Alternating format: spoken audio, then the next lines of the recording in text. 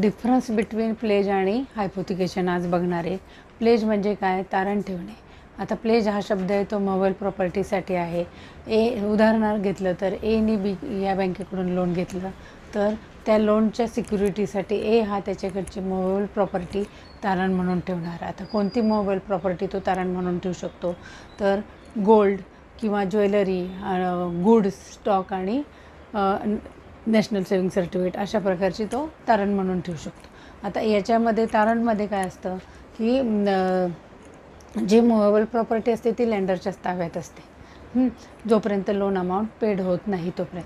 आणि हायपोथिकेशन म्हणजे पण तारण असतं, परंतु हायपोथिकेशन हा शब्द जो असतो तो व्हेकल लोनसाठी आहे. समजा रिक्षावर लोन घेतलं, एने बीकडून रिक्षासाठी लोन घेतलं तर रिक्षा ही लोनच्या अमाऊंटवरून घेतली जाते आणि रिक्षा ही जे बरोबर आहे त्याच्याच ताब्यात असते आणि त्याच्याकडून आलेल्या इन्कमवरून बीचं लोन तो फेडतो.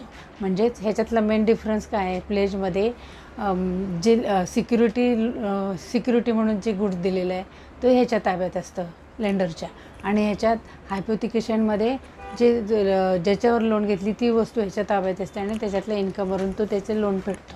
असा हा